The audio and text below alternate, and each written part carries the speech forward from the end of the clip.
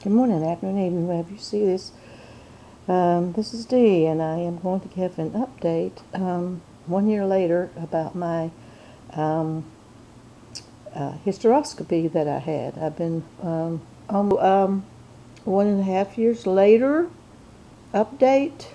I had to have.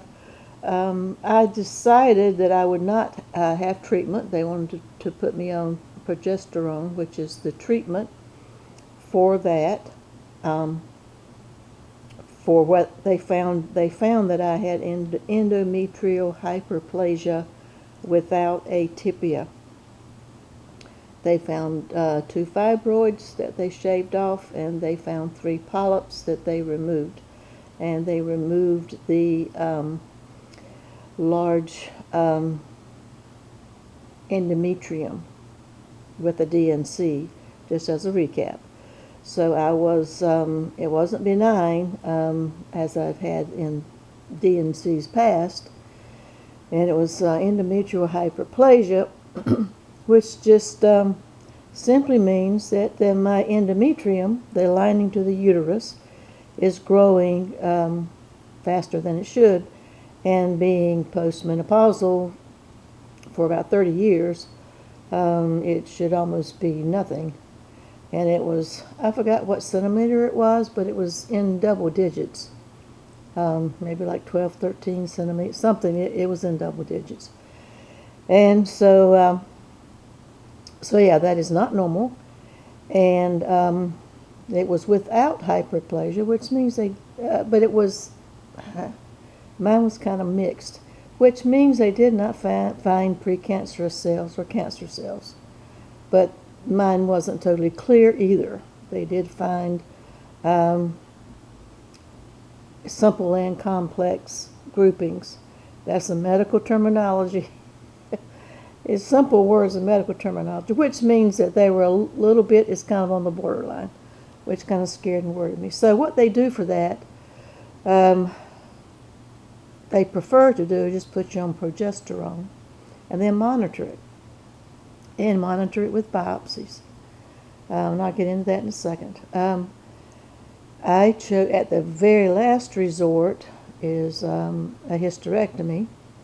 I was going to go for that until I found out that there is a link between hysterectomies and dementia.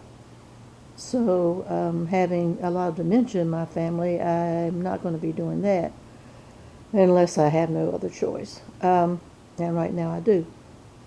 So I decided to just, my doctor told me there was no option to have no option. I had to pick something. And, but I picked the no option, which was not to do any of it. And I did not want to do the progesterone because that caused severe bleeding. I hemorrhaged. Had to have 3 units of blood back when I was transfusion, back when I was maybe early 40s. So I do not want to do progesterone and risk anything, particularly since I am living alone. So if something were to happen and I'm alone, and there's whatever. So so I went that route. So yeah. So what I was to do was, with the doctor who did the surgery, the hysteroscopy, and all the other things, taking out the polyp, taking out the fibroids, doing DNC, all that, she wanted to monitor every 3 months. And I thought that was a little intense. So basically what I did is I got another doctor, and he told me to do it every 6 months. He said the same thing, but he said come every 6 months. And I couldn't bring myself to do that, knowing what a endometrial biopsy entails, and I'll go into that in a minute, but I'll tell you the end result, and then I'll go into the medical end of what it is, in case you want to click off after I tell you what's happened to me. So I didn't do that either. I didn't have any symptoms. I was an anxious mess. So back last January, after I had all this done in March of 2025, and so in January of 2026, about a year later, I decided to suck it up and go ahead and do it. Well, okay, so I did the biopsy. Biopsy came back totally clear, benign. The hyperplasia is gone, which without treatment, that is unusual. It's not impossible, but it is uncommon without any type of treatment. But I'm a strong person. I had faith and goodwill that I was not going to let it get to me, and I started eating anti-inflammatory foods, reducing my cortisol levels, and which is stress related, and whatever I could do naturally. So yeah, as far as all that concerns, pathology report came back that everything looks normal. We're back to normal. My doctor wants me to come back this summer and do it one more time. The gold standard is to have 2 clear biopsies. You have 2 clear biopsies, they say you're fine. I'm not going to do that because of what went on with how the biopsy is. So if you want to click off now, that's fine, and I'm going to get into what an endometrial biopsy entails for those who may be considering it or just interested and want to hear about it. So yes, everything's fine. Now, this is just the medical end of it. The medical versus personal end of it. Endometrial biopsy, what they do, you go to the doctor's office. You can do it two different ways. One, you can go into the hospital, and you can do it on the general anesthesia. Or the most common way, you go into the doctor's office. Doesn't take long. You go into the doctor's office, and they do it, but they can't give you any type of sedative. They can't numb the area. What they have to do is take biopsies from your uterus. And that's an area that doesn't get touched very often. That's medical. I'm just talking from the medical end of it.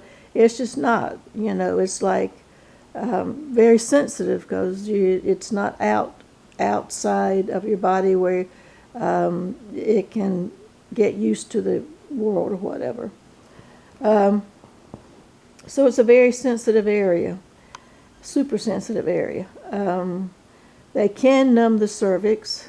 I did not have to have mine numbed. I think it's because of my age, and I've had 3 kids, so it wasn't that big a deal. What they do is they insert, they call a straw, up through there, all the way through your cervix into parts unknown, into the uterus. And it's not really a straw to me. It's long like a straw, but it looks more like a toothpick. It's about the size of a toothpick, maybe double the size of a toothpick. It's not as big as a straw. It's just a small little tube thing, and it's not robotic, so the doctor has to go by feel only, so choose wisely. I did. I picked someone, I changed doctors. I picked someone who, number one, is right down the street from me.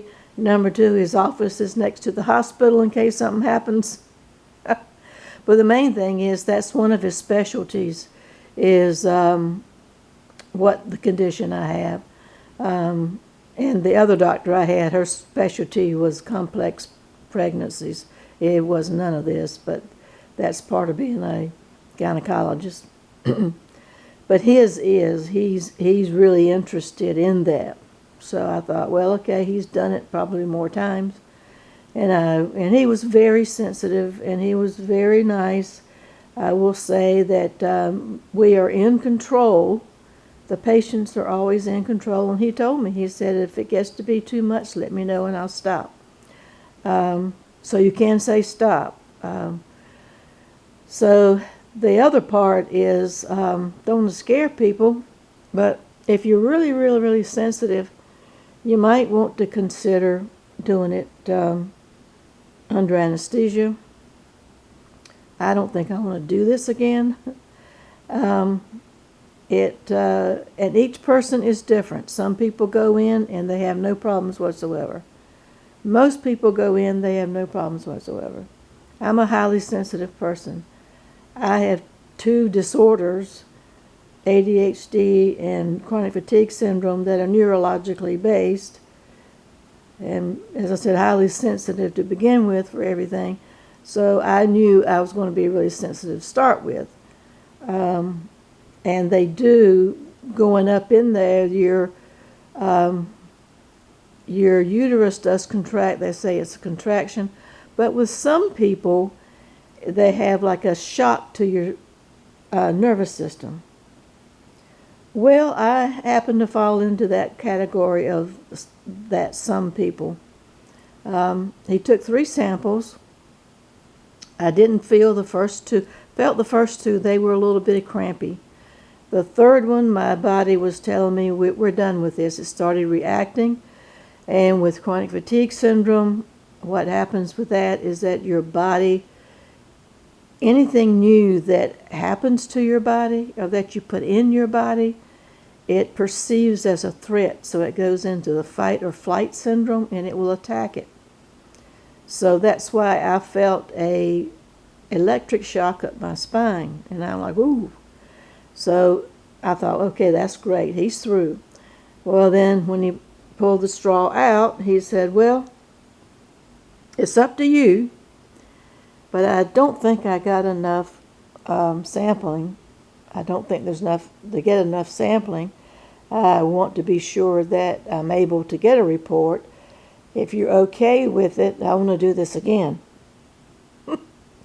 Of course, I was not okay with it, but I could tolerate it. So I didn't want to have to go. I said, well, I'm not going to do this again. I might come back and do this again. So, yeah, let's go for it. I'm already here. So he said, deep breath, and of course I braced myself. And the next 3 were really intense. He said I did really well, but I was holding in my scream. If I ever have to do this again, I'm going to take my bottle of whiskey and a bullet to bite on, like they do in the westerns. It was a thing from hell for me. Now, some people it doesn't bother, but for me, I mean, it was. And but I did recover, and it took me, I think this is because of chronic fatigue part. What happens was, and I did Google it later to see if it could happen, because I was in bed drained for several days. Had no energy, just totally drained. Like, gosh, I had run 3 or 4 marathons. So I Googled it. Could one of these biopsies set you back energy-wise? Because I have to watch my energy. And it said, yeah, it's a toll on your nervous system. I thought, why didn't somebody tell me this to start with? So anyway, my doctor wants me to come back in 6 months, which is now. I am not going to. I have decided, based on taking care of myself, from healing from what I need to do with chronic fatigue syndrome. It's not worth it to me. I don't have any symptoms. The reality is I had, it came back benign with those 6 samples, but it may not be benign over the whole area. That's a fallacy that they do tell you. The only 100% is a hysterectomy. So I got over that. I'm fine. I'm going to wait until if I have another symptom, I will go back to the doctor and we'll revisit it. I don't want to do another biopsy, But we will revisit it all if it happens. So that was a great outcome. Another great outcome, I contributed to the Better Good later on in my portal, medical portal. I got an invitation to join a research study, a large research study that the hospital was doing, where I had my hysteroscopy on cancer genes, and doing 3 types of cancer, and I forgot what they were, but I qualified for that, and of course they already had my samples because I don't know why they still had it, but they still had it, and wanted to know if I wanted to participate, and it was going to be this huge study, and they would want to publish results and whatnot, and they would also, in return, I wouldn't get paid for it or anything, in return they would give me what my personal sample showed, if I wanted to know. So I said, yeah, I'll go that route. So I did that. So I helped the greater good in that research study, and also my sampling for cancer is I do not carry a cancer gene.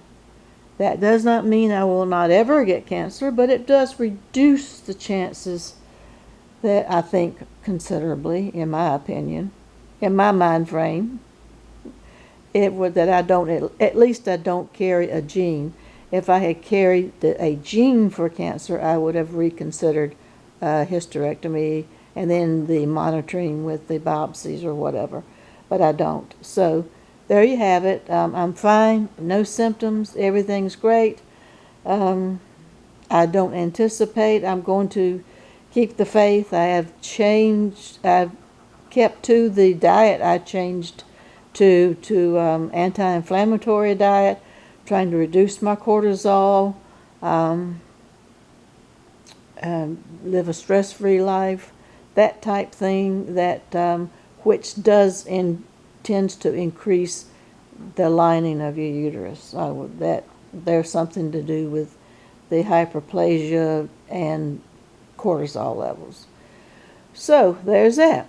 So this is the end. Hopefully this is the end, and I would encourage everybody to follow through with it if you're in the situation I'm in. And there's hope at the other end, and there are people who, for once, someone on the positive end, there are people who do beat the hyperplasia without atypia. If you have atypia, that means you do have cancer cells. That's another game. I'm not talking about that. So there is hope, but I do strongly encourage follow up and follow what your doctor says. And it's not a death sentence by any stretch of the imagination. You may have to change your lifestyle. More than likely, you will have to change your lifestyle, but it's well worth it. So thanks for listening, and for those of you who are my regular viewers on my channel here, stay safe, and everybody do stay safe.